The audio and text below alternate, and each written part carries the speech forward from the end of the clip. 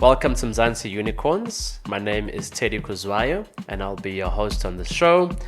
The show really that's about showcasing South African talent, businessmen, entrepreneurs across all types of industries. Our very first episode will be having a conversation with Mr. Veli Ngubane. Veli, welcome to the show. Thank you for inviting me. I was going to speak about your entire CV, but I think it would take too long. It would take the whole show to actually present it. That makes me sound old now. I've just been doing a lot. Yeah.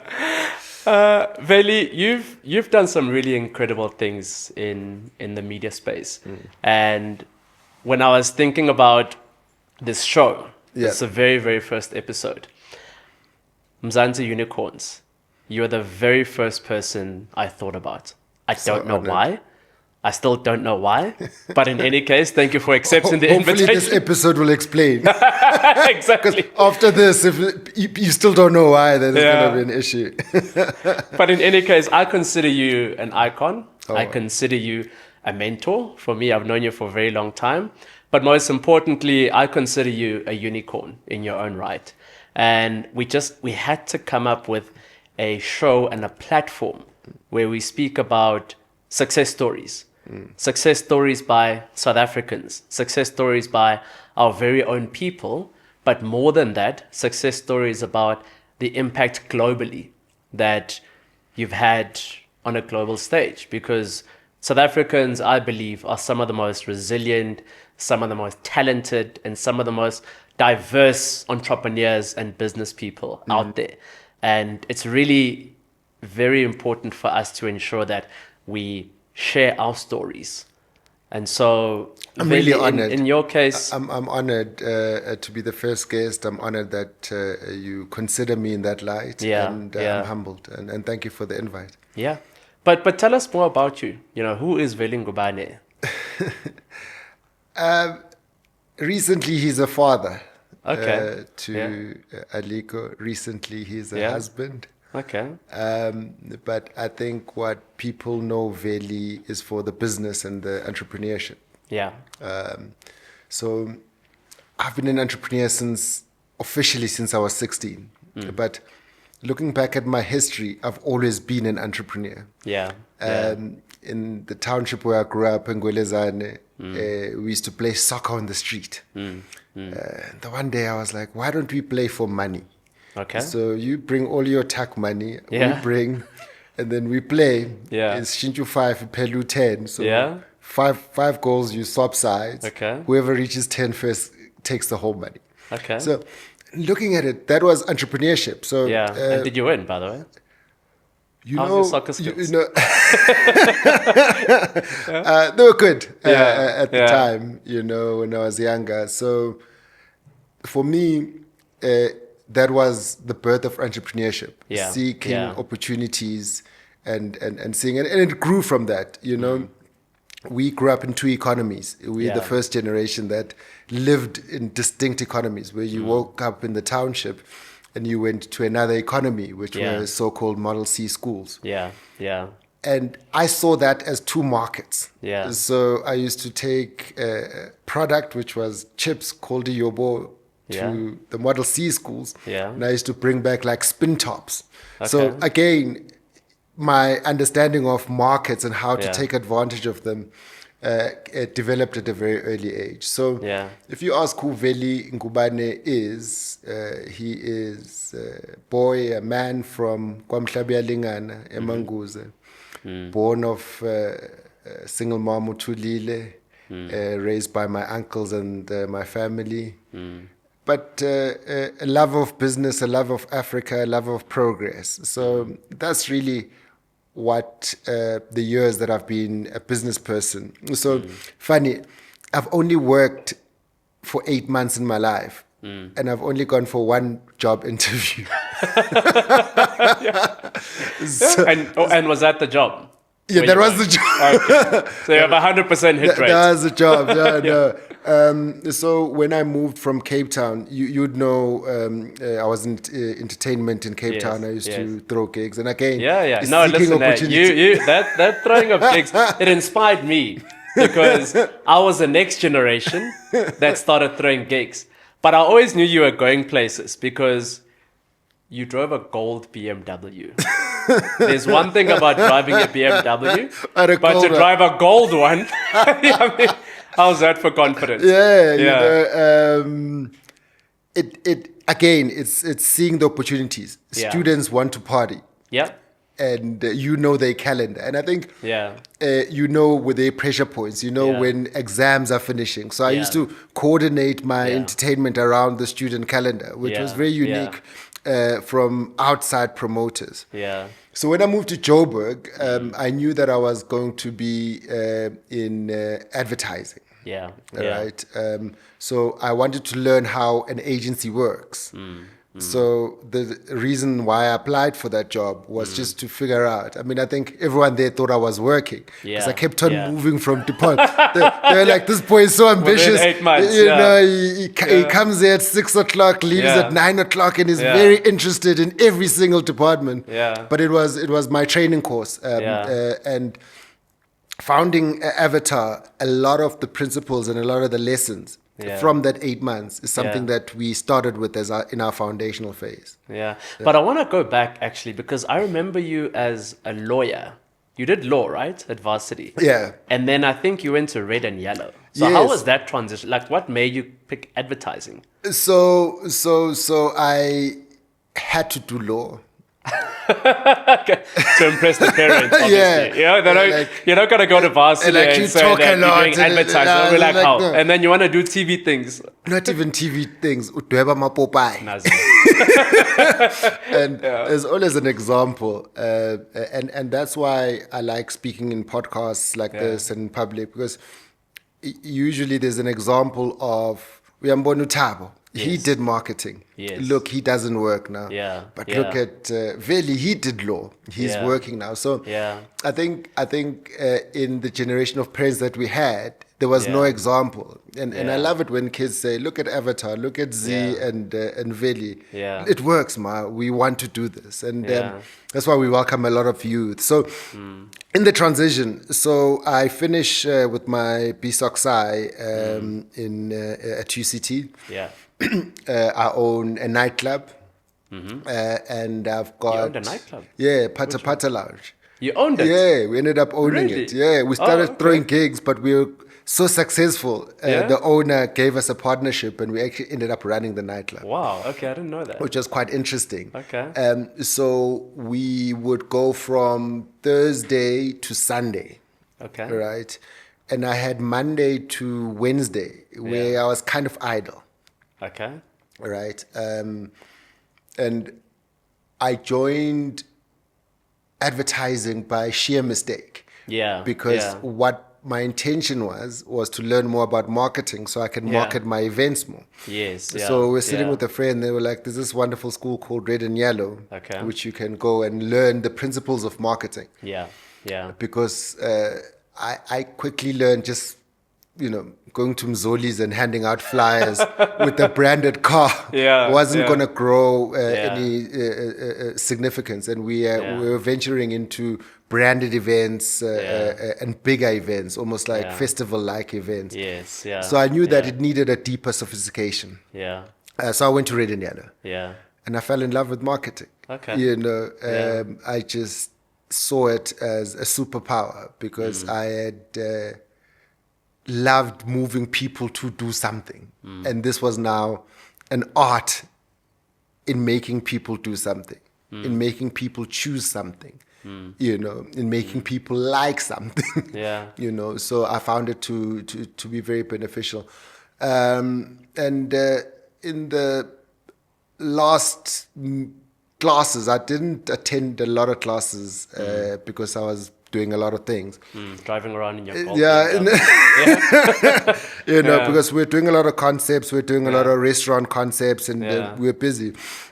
And the one time I went and there was an agency, and I usually didn't attend a lot of these agency things, because I wasn't interested in working. Yeah.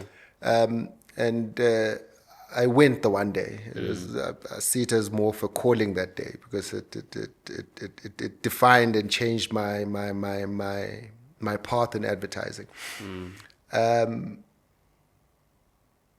And on that day, there was Island Davenport, a small startup agency. Yes. Yeah. Funnily enough, that had BMW.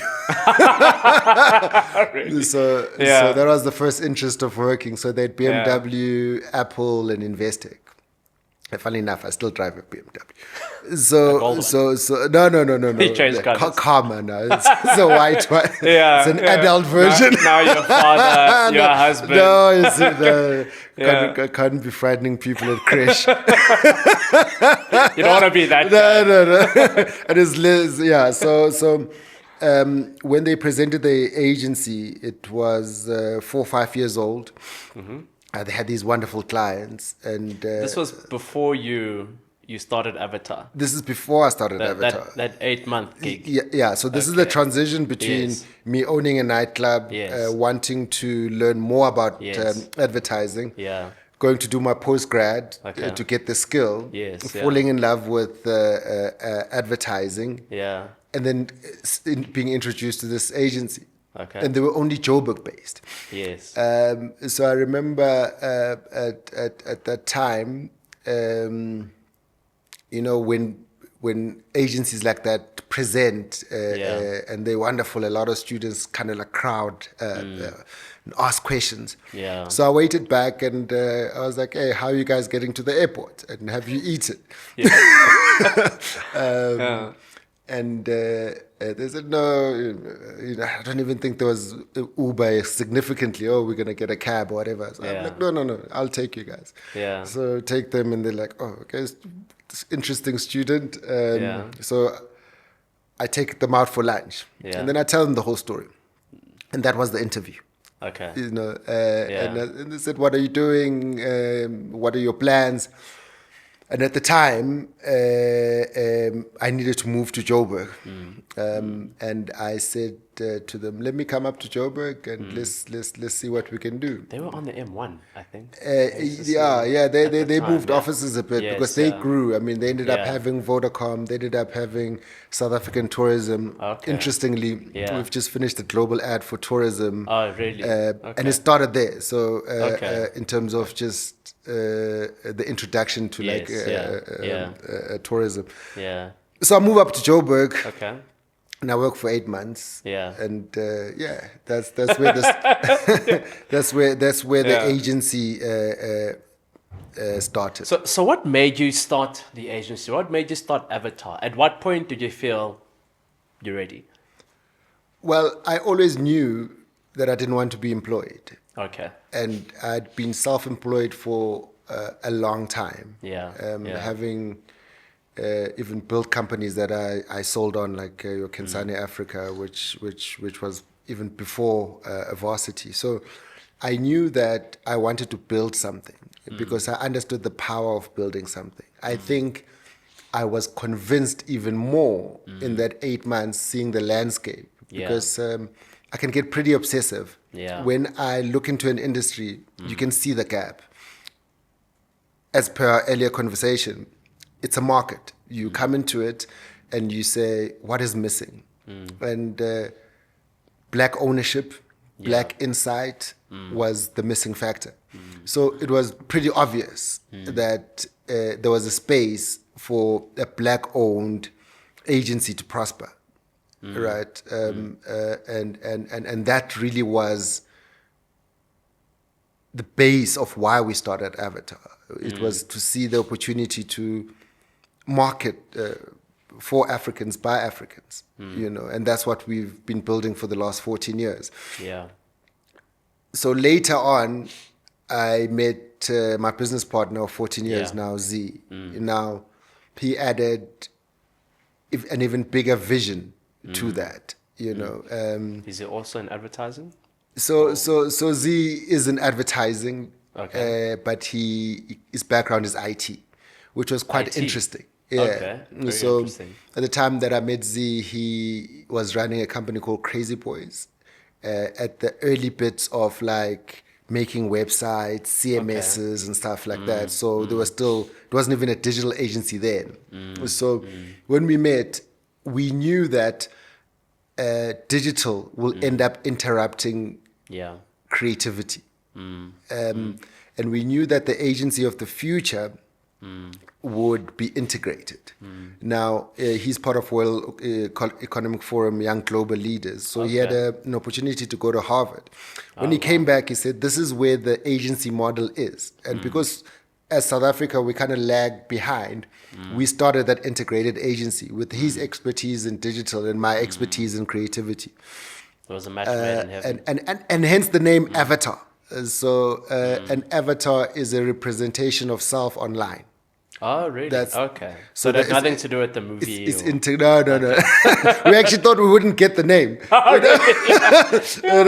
When we applied for the name, there were people like, "There's no way." Really? Yeah, It's not like Avatar hasn't found you yet. Yeah, it's like there's no way you'll get the name Avatar. Yeah. So when we got it, it was quite interesting. Yeah. So yeah, we started this integrated black-owned agency, which we knew the market didn't have. And even now, there's very, very few. I mean, we are the largest. Yeah.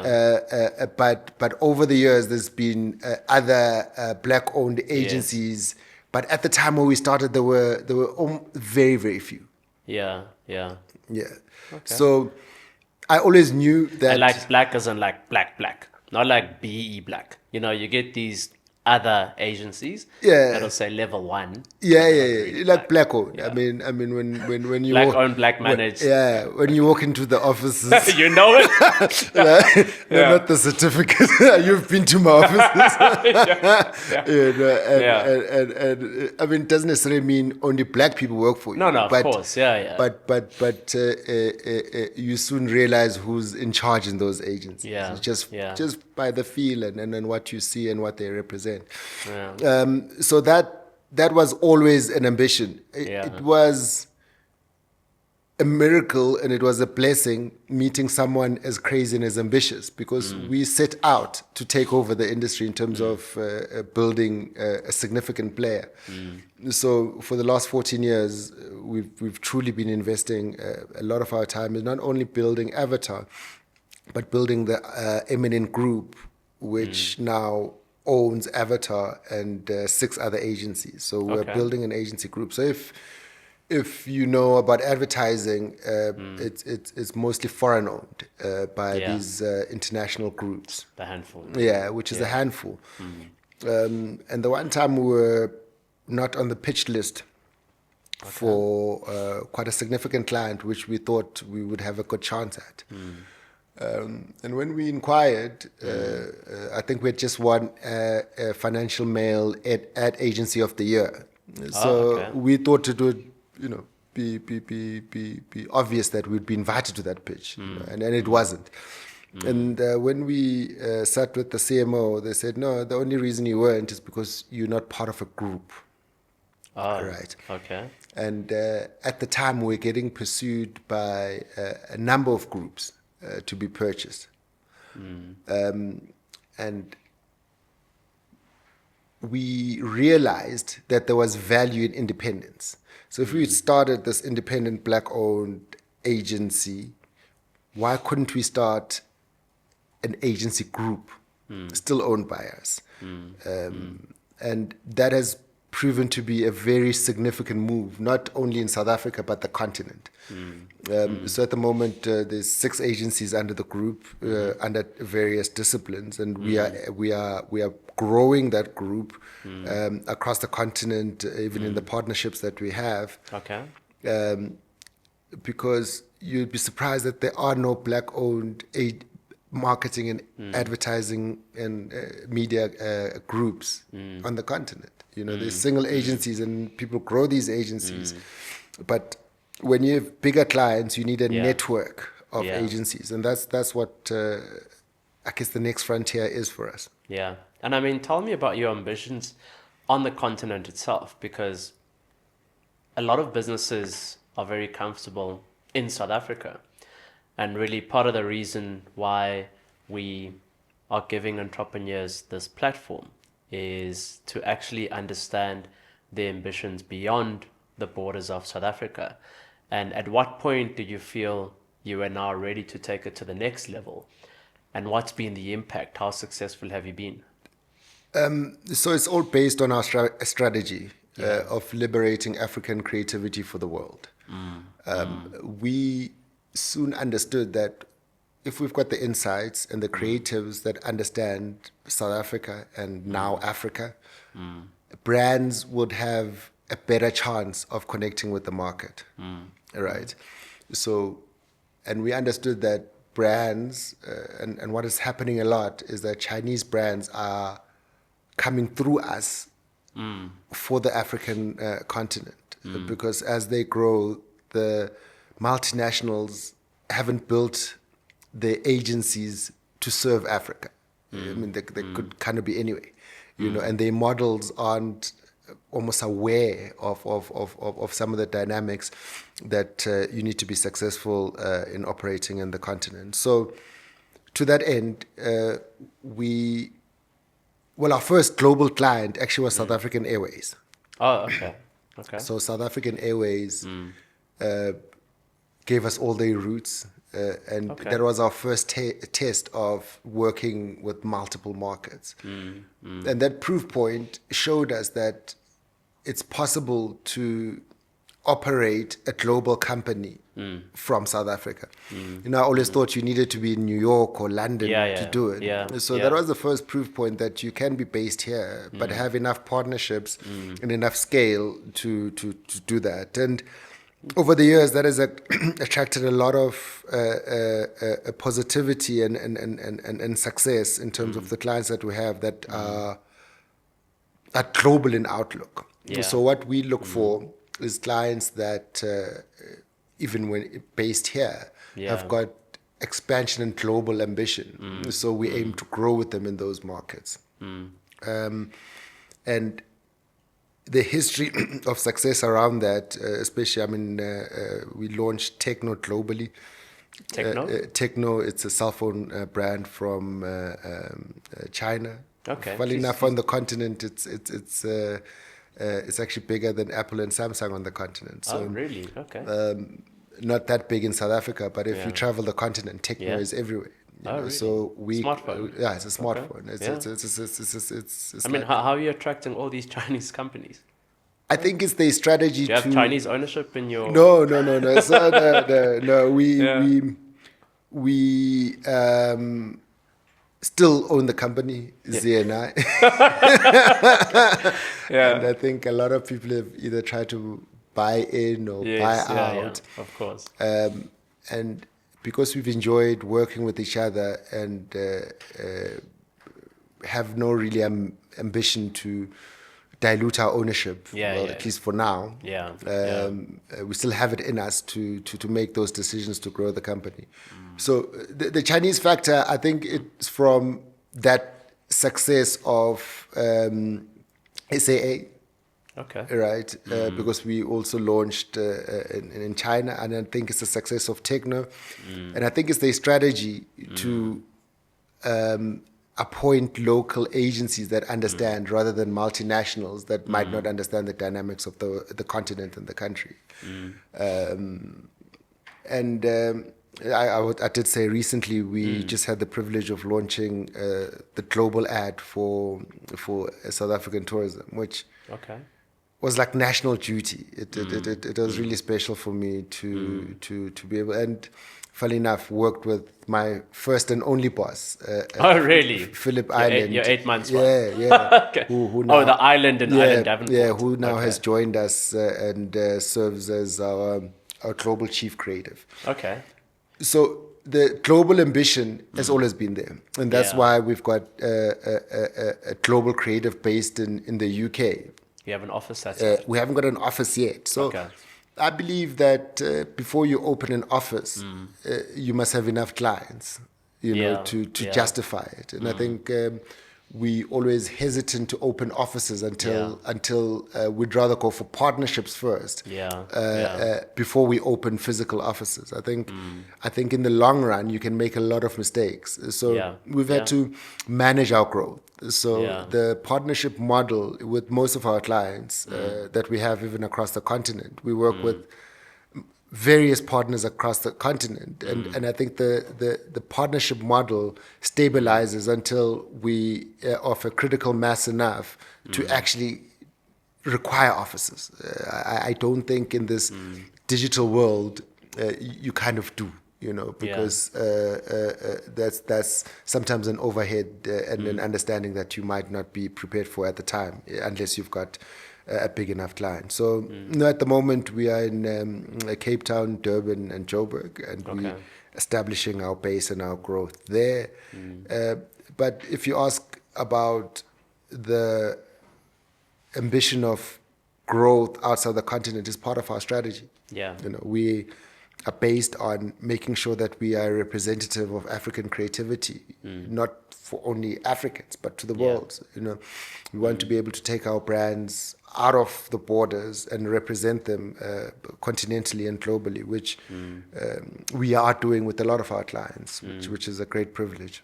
I mean, which has been your most successful campaign, or if you are allowed to share, even maybe industry, which has been your most impactful industry? I think banking. I think it's well known that we've got the Absa account across the continent. So your story matters then. Yes. So launching Your Story Matters was significant, not only in just our industry, but multiple industry. To launch a campaign, change a positioning of a company, and launch in so many countries across the continent, in a very complex, even globally. In a very complex. Open an office in China, I believe. It's a very complex business to understand, and its marketing needs are very complex. So to successfully launch and maintain that has been a career highlight, as you saw even before I was in and some of the opportunities that it's opened up are really significant. So we've launched a lot of successful campaigns, some really dear to my heart, even some of our CSI projects very dear to my heart. But I think in terms of the biggest impact for the company has been the Absa win. I think the tourism global launch comes in a close second, and I know a lot of my clients will be watching this. Every client for me is significant. We decided very early not to have a big or a small client. Because we believe every client can grow. And we've grown with some clients, over the years. We've grown with a lot of clients, your likes of Unilever, your likes of Isuzu.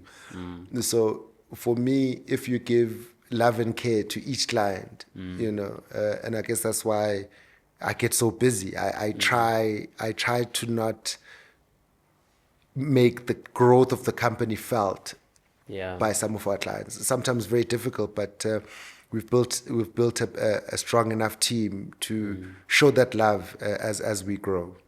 Because sometimes you can grow too fast. And the clients that, we've had Unilever for years, and I was very considerate that they don't feel that we've won a much bigger client, because of the history that we have with them.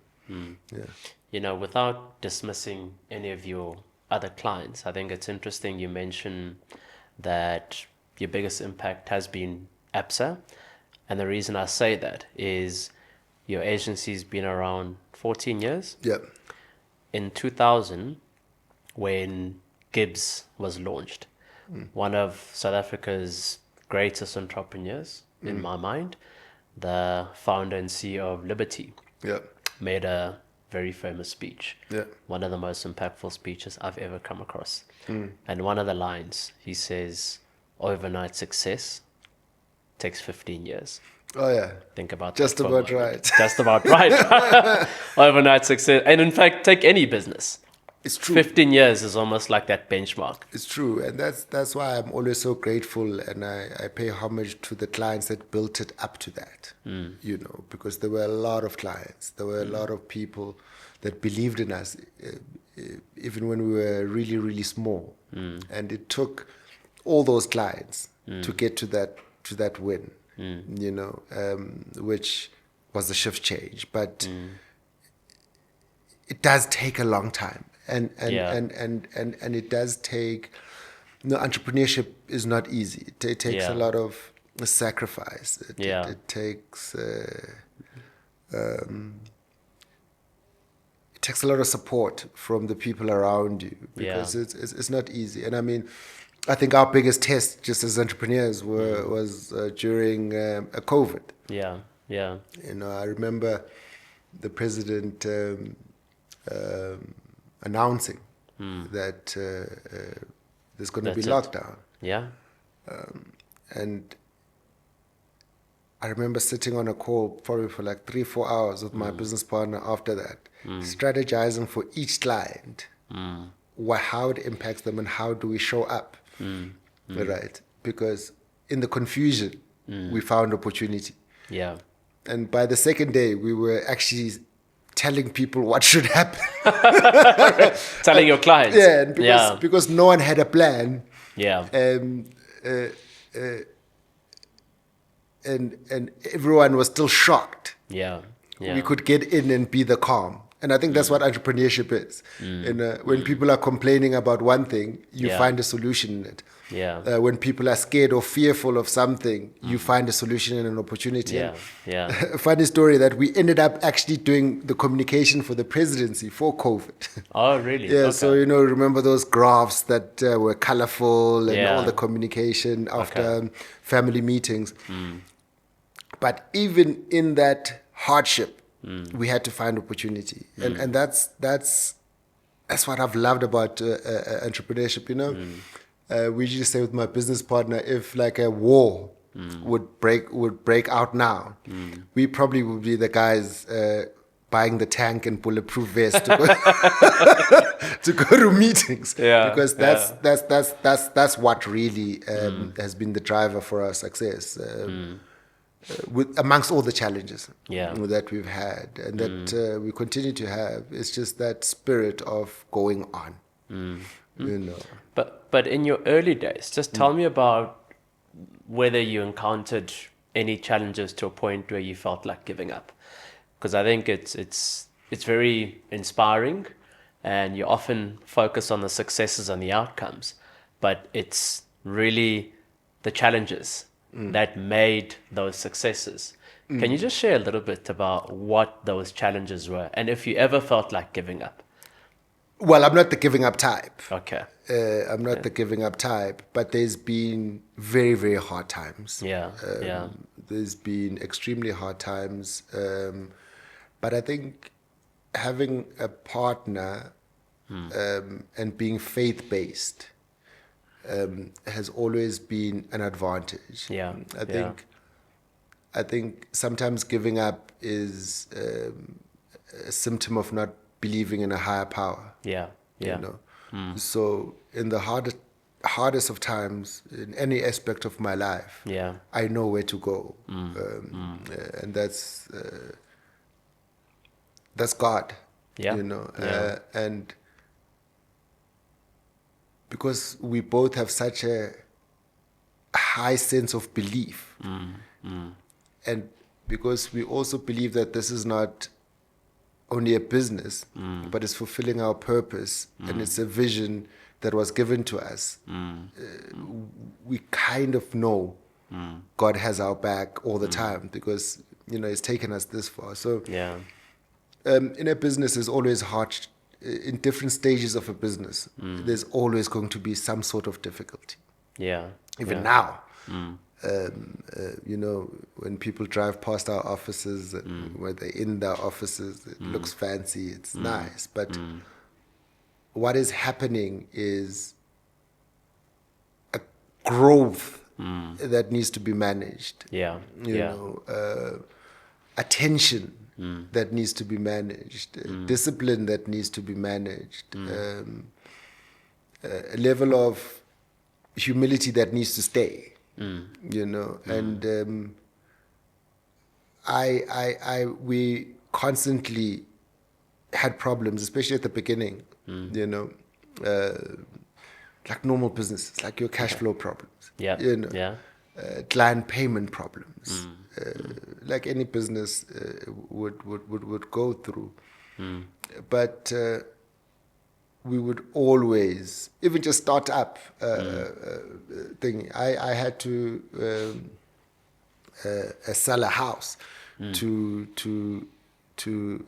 invest in the business and so the business could grow. So there's never been a time where I've seriously considered it, but there's been a feeling that I needed to fight it. You know, like I fought quitting more than thinking about quitting. Because I mean, you know, we've got degrees, we've got opportunities. Like I think the biggest offense, flattering offense,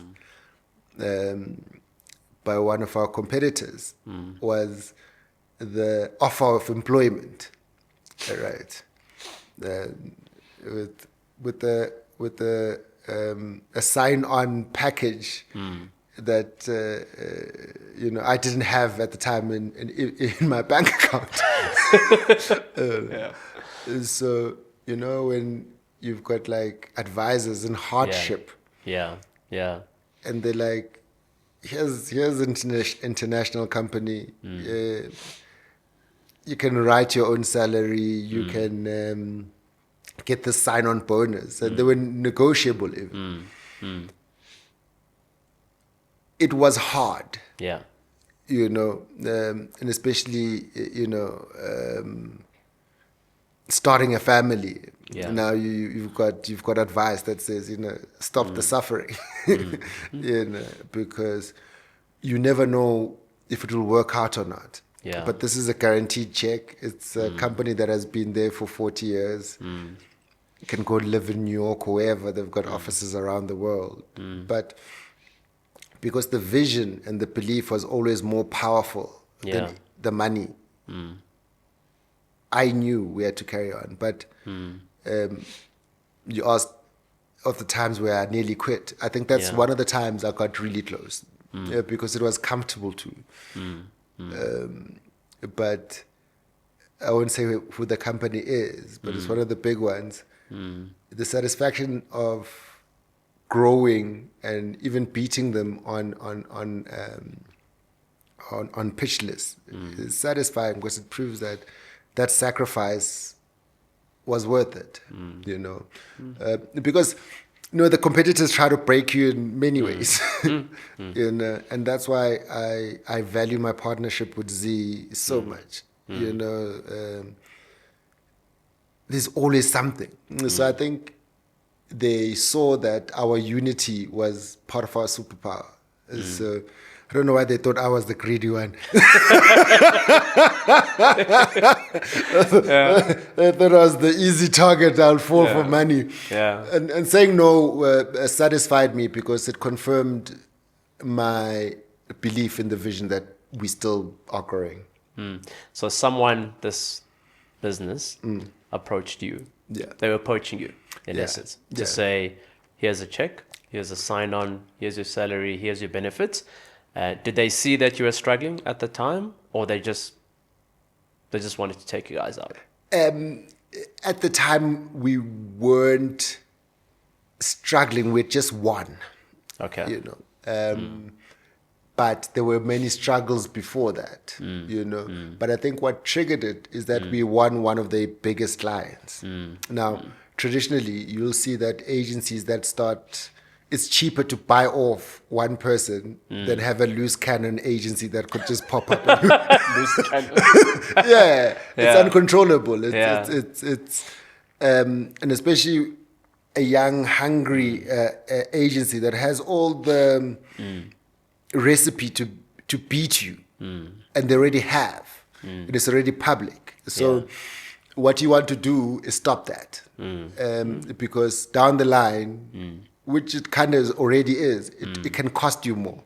So they could have paid me anything, because at the time of then, destroying Avatar was more valuable than having an Avatar that is still independent. Yeah, yeah. So from trying to buy us as the agency, from trying to split us by offering money and so on, from giving us bad publicity, from saying things, from spreading rumors. And I think our truth has always been the work. You know, I'm not, you know, I've been in business for so long. I've heard so many things about me, about my business partner, about our company. But we just respond with the work. You know, and that's all we can do. You know, that's all that is in our control. So a lot of things have happened over the years. But that belief of creating an agency for Africans by Africans remains. So how long was that time period between the time that you started to the point where you felt, okay, now you guys have arrived? I mean, barring the humility, but whether that point is when you were offered that big check or when you won your first major deal, where you felt that, you know what, now there's no looking back. Like how long was that time period? I think winning SAA in our third year was pretty significant. Winning all the awards that we've won over the years, they're quite significant, because they are signals that you are going in the right direction. You know, and they're signals that a panelist sat and looked at your business, looked at your financials, looked at the way you work, and thought you are worthy of an award. So in our heads, we haven't made it. In our heads, I always feel like we're starting out. I don't feel like I'm fully out the blocks yet. So I do think that moment is probably still coming. But over the years, winning your clients, employing more people, growing the company has been significant. You know, but the concept of making it for me is too much of an end goal. You know, the concept of comfort, when we were comfortable, when we had more retainers, when we were, so probably about the third year we were good. But for me, until Avatar is globally recognized as a brand of its own, it's still far from that.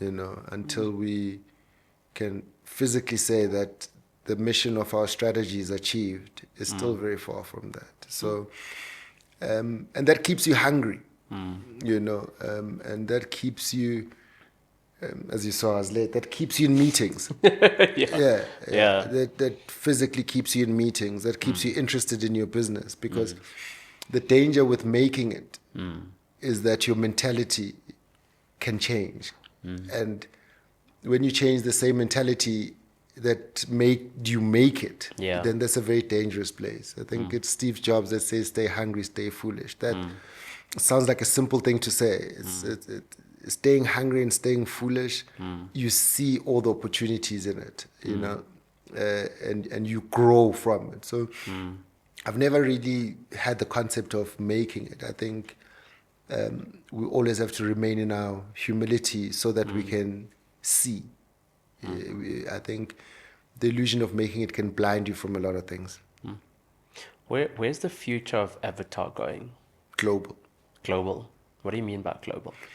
Global impact. So not global physically, but global impact. So how are we playing in the global space in impact? How has the business impacted the advertising and media industry globally?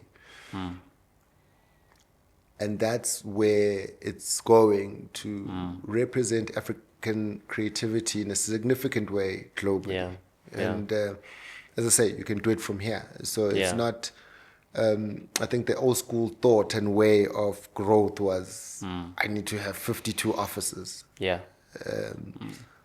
But if I can have a bigger impact in 52 regions, that's where we're going. So liberating African creativity for the world is something that we take very seriously. And it's something that we prescribe to our clients, and it's something that we hold dear, because if this is the birth of humankind as documented by historians, it's also probably the birth of creativity.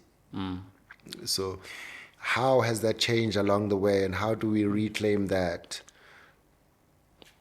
And who's the champion of that? So championing African creativity is where it is for Avatar. But on a practical level, maintaining the growth, and growing more, is the immediate goal. You know, we pitch a lot, we win a lot, but it's also always balancing clients and making sure that you've got a variety of clients that serve your purpose and are aligned to your ambition and principles. Do you pitch to clients that are based overseas directly? Yeah. So we've started being invited for a lot of global pitches. Again, especially from China. How's your Chinese? We've had people, it's just terrible. So like you have to pitch in Chinese, right? No, we don't. And so, you don't pitch with a translator? We sometimes have. Oh, really? Yeah, we sometimes have. Yeah. But I think that market has realized that they need the insight, and they've also figured out that it's much cheaper to do your global creative from here. Because I don't think they're attached to where it comes from. As long as there's good quality at a good price, it's good to go. So we've been invited for a few global pitches, which I like, because again, it's aligned to our strategy. And it's not on Teams. You physically have to go there. It's mostly on Teams. Oh, really? My business partners had to go there a few times. But it's physically on Teams, mostly. Of some of the people that we've worked with, we've never met in real life. But the work is there. I mean, deploying a campaign in Russia, and I've never been to Russia personally, but you want to go to Russia? Partnership. Hey, I've been to stranger places. I've been to Russia. Is it lovely? It's very nice. I'm sure it looks nice. It's very nice. In fact, I went to Russia in 2012. Oh wow! To go to the Euro final in Ukraine. Okay. But we decided to go via Russia. Okay. And it was, I think we needed a translator, because they're not very English friendly. Oh, wow. You know, even if you take the train to the city, and we went to Moscow. Okay. If you take the train into the city, everything is in Russian. Everything. Yeah. And we decided to take a detour via the train to Ukraine. Okay. So we went to Moscow and then took the train from Moscow down to Donetsk, and then that's where you watched the final. That's lovely. But this was in 2012, and Russia, I think, looks very different now. So I've done Russian campaigns, but I've never been. No, it's interesting. It's interesting. Okay. Would you follow the typical, say, global agency model of M&A? Are there considerations of buying agencies, whether it's on the continent or globally? We have. In the 6 agencies that we have, it's only 2 that we've started ourselves. Oh, okay. So you bought 4? Yeah. Okay. And what do each of them do? So there is an events agency. Okay. There is a youth-owned... Does it own nightclubs? So no. It just does very corporate events. It's called Mela. So your CEO road shows and so on. Yeah. We've got a youth agency which you saw. They're actually in our office, called Fresh. Fresh AF. And what do they do? They do the same thing as us, but in a much cooler way. Okay. They're much cooler than you. Maybe they still drive gold BMWs. So we were very aware of that we are also aging, but we've got the experience. You don't look like you're aging. Is it? Yeah. Oh, I mean, your haircut's a bit cool, yeah? Or at least you... From them. Okay. Yeah, so we knew that we needed to partner with people that are still in the culture. So you find that a lot of our campaigns run through them. Oh, okay. Just to culture check them. Yes, yeah. So that we can be cooler. So it's using our experience plus the coolness and just the freshness. Yeah. I mean, at one stage, I thought Uncle Waffles was a guy. Most of us did. I also thought so they were quick to correct me. So you have to remain in culture. Yeah. Right. Yeah. And then we've got media agencies and PR agencies that we own. Yeah. So it was very important for us to start building this group because we wanted to make sure that when your bigger pieces of business come out, we've got an answer for them. And having a group with such diverse agencies, but we're very careful about who we partner and who we buy. So it takes some time. But over the years, we've invested in some companies and we've started our own. Are there any other subsidiaries in the pipeline or any capabilities you're still missing? They are, the advent of technology is giving us ideas to start businesses that probably didn't even exist 5 years ago. So tech is becoming very significant. So a group without a tech company or a tech subsidiary would not be future proofed. So as we grow and as we look at where the global markets are going and the trends that are going, we'll find opportunities to fill those gaps. And I think for us, what we're looking at strongly is the tech industry. I think a lot of our work will be tech based. We are looking at tools that make our lives even more efficient and faster, even in the creative process. We are training our staff on AI and not to fear it, but to use it, in campaigns, in the way we test out ideas, in the way we benchmark ideas. So being in acceptance of that, I think down the line, we are probably going to be in some sort of tech as well. Okay. And I mean, how is tech actually influencing the industry when you mention AI? Are there trends that you could share? Everything. Look, I think it's still at its infancy. Yeah. But because it's a knowledge-based tool, it gets better day by day.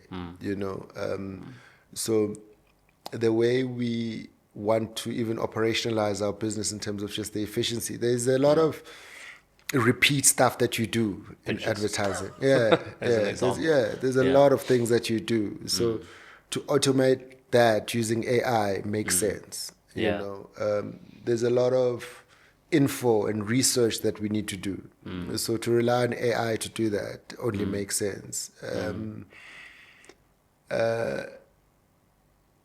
And we are really, really looking at that for business efficiency and just business knowledge base, because we believe that that's really the future, So, I mean, even campaign lines, we can test them out, we can research, we can do all those things. So, it's becoming a very strong focus of our attention.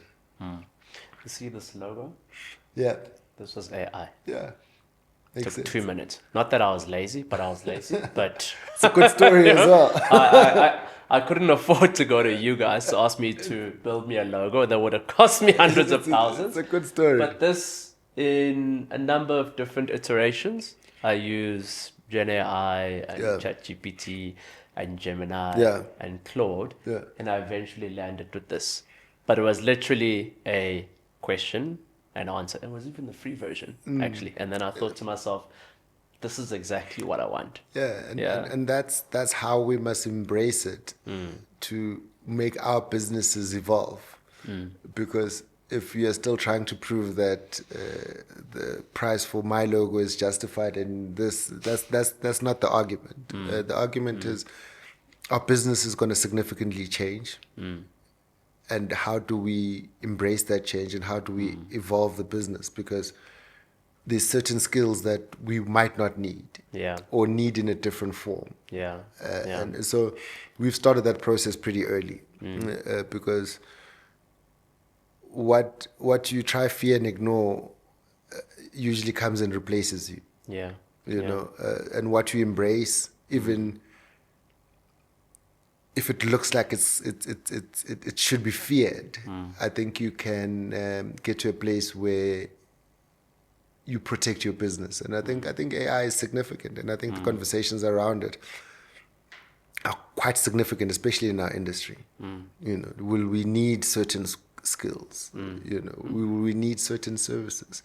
What type of companies are we going to be in 2 years, 3 years, and then what's the impact? And we significantly investing in that knowledge base. You know, one of the big tech investors, I can't remember his name, he said the day of a one-man billion-dollar unicorn is coming. Because the number of people building unicorns are getting smaller and smaller. And it's most likely going to be in the AI space. Definitely. And there'll be one person, maybe it's me, I don't know, I'll keep generating these logos. Let's go, bring me with. The day of one person building a company that becomes valued at $1 billion or more is on its way. Highly possible. Highly possible. I can believe that. The power of technology takes us beyond limits that we thought were the ceiling. You know, what you can do now with tech is incredible. And I think it needs fewer and fewer people, and that's where the opportunity is. You know? What it means for future employment and so on, that's a different argument. But what it means is that there's opportunity for people without the scale or even the investment, but there's the knowledge and the input to come up with something really amazing. Veli, it's been a great pleasure talking to you.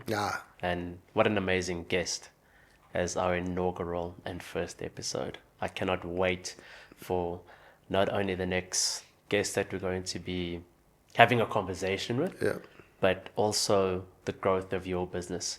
And I really look forward to continue tracking it and following it. And I wish you all the best. I think you're going to be an amazing success. Appreciate it. Stay hungry. Stay foolish. As Steve Jobs says, if your dreams are not big enough or don't scare you enough, you're not dreaming. I'm very scared. So keep dreaming. Keep dreaming. No, thank you. Thank you. I appreciate you engaging me, and I appreciate the chat. And I think it's not just an avatar story, but it's a story that everyone has in them. It's the bravery that needs to be awoken, and we need more entrepreneurs. It's not easy, but we need more entrepreneurs to change the economy, to grow the economy. It's our only way out. And we need more individuals like you. It's one thing to be an entrepreneur, but in your opening, when I asked who you were, you said you are a father, you are a husband, and you're a man of God. So really appreciate that. Thank you. Thank you, brother. Been great having you. Cool, man. Thank you for watching this very first episode of Mzansi Unicorns. Stay tuned to watch more Mzansi Unicorns in future. If you enjoyed this episode, comment, like, subscribe, and comment again, and like again. And we'll see you soon. Shap shap.